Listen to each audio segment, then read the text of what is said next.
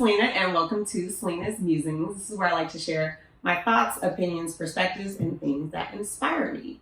As you can see, I am joined by a guest today. This is the very first time that I'm actually going to be sharing some musings with somebody else. And so today, I'm joined by Dr. Jaseon Outlaw, and this will be actually a first in a series of joint musings that I'll be doing.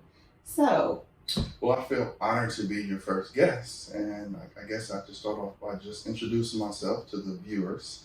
So I'm a clinical psychologist, and I run a practice in San Leandro called Journey of Life Counseling, and we see a lot of different clients for lots of different reasons, and I guess I just want to acknowledge that we see high-functioning clients in addition to people who I think the general population sees as really, really struggling or really needing a lot of help. It can be regular stress, it can be couples sorts of concerns, it can be work-related problems, it can be lots of different things, but that's essentially what I do. But I am very happy and honored to be a part of your Selena's Musings series. So thank you for inviting me. No, thank you. And I talk a lot about therapy and how important I think that it is. Personally, for me, therapy was so transformative and something that I try to do regularly. Actually trying to go back to therapy, took a little break after my therapist moved, but so helpful. And especially in the Black community where historically there's been a lot of stigma around it. Certainly. I think one of the reasons why I've really been drawn to your work is that I think as a Black man from our local community, he really openly talks about these things. It just helps to break down the stigma. Yeah. And I'm really grateful for that. Sure. And stigma reduction is kind of one of the things that I really am. It's one of my major pillars in addition to just doing therapy. So when you do therapy, it really is a one-on-one individual sort of experience. And that's kind of how psychology differs from sociology, is we apply it to an individual and their own individual symptom presentation. But when we do stigma reduction campaigns or just psychoeducation in general, it does allow more of the masses to experience and benefit from it. So I'm always happy to participate in anything that's of course, addressing individual issues of people like you and I. That's dope. And, for those of you who are watching, Jaseon does have a YouTube channel that he does. Can you tell me a little bit more about that? Certainly. So this is a joint venture with one of my good friends, Alicia, and our channel was called the Bay Area Mental Health Hour.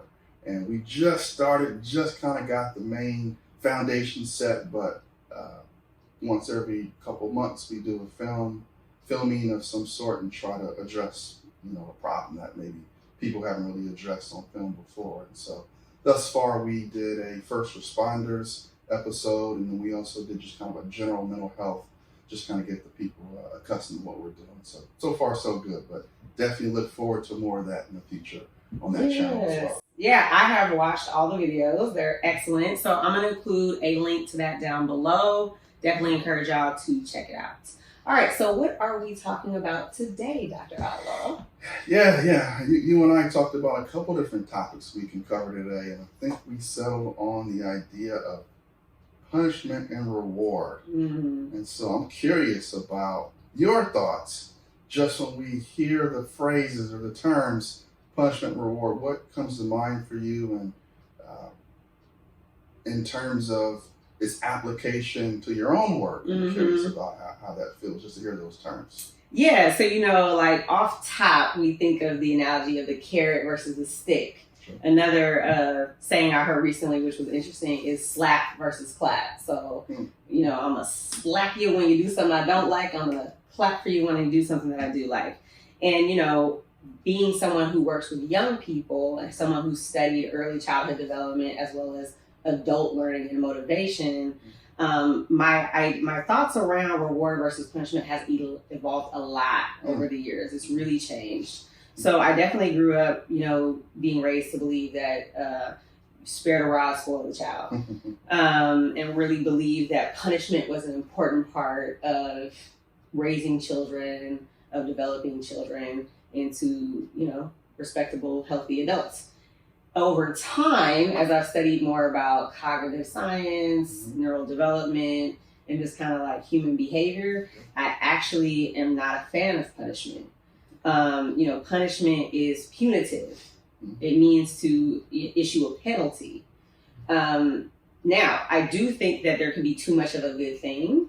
We can reward too much in the sense that, studies have shown when you give too much extrinsic motivators, so rewards outside of oneself, children can kind of lose the ability to generate intrinsic motivation or the ability to motivate themselves. But I do think rewards and incentives to reinforce positive behavior and to motivate and encourage positive behavior are really important for young people.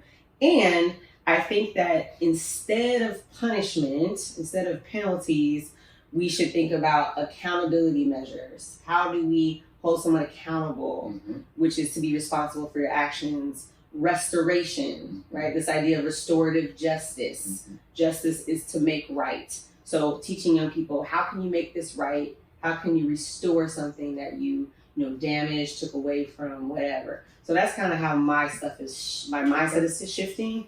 That said, I'm really curious to hear what you think about it from a more clinical perspective.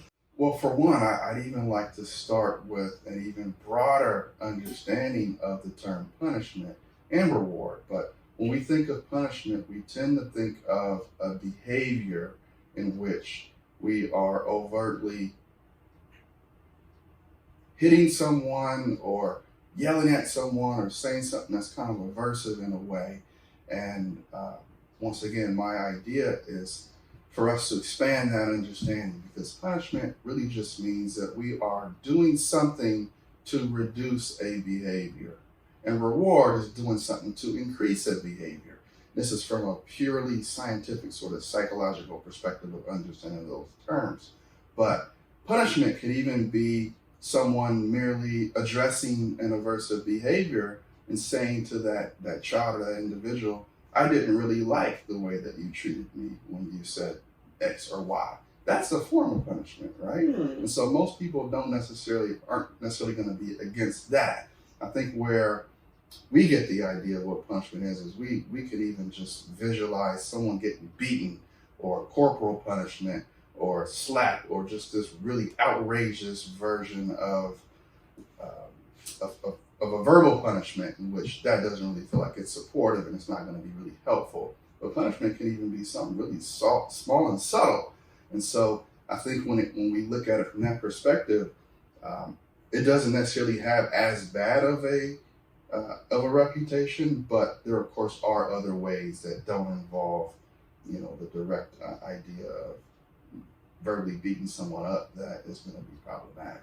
And then in terms of reward, and I know you want to respond, in terms of reward, it's just this kind of, how can I increase the behavior? Right. So when we think of praise, right, verbally saying to someone, you did a great job, or that was excellent, that's a version of praise, which is broadly falls under the idea of reward as well. It can be a gold star, it could be a high five, it could be taking someone to their favorite restaurant, it could be a hug, a kiss, it could be lots of different things, but it basically is anything that you attempt to increase a behavior.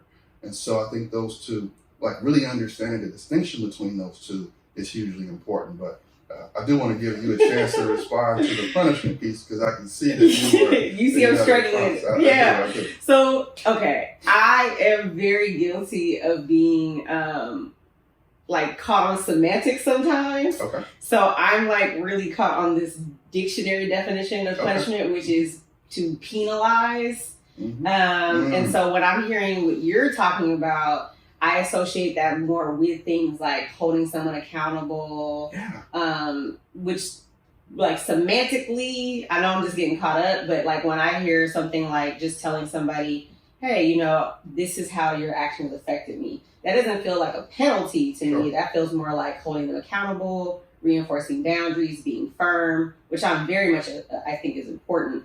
So this is why it's important to have a professional clinical psychologist, because there are different definitions of these terms that we may not be familiar with. Sure. I certainly feel that your idea of what you are an opponent against is the extreme version of it.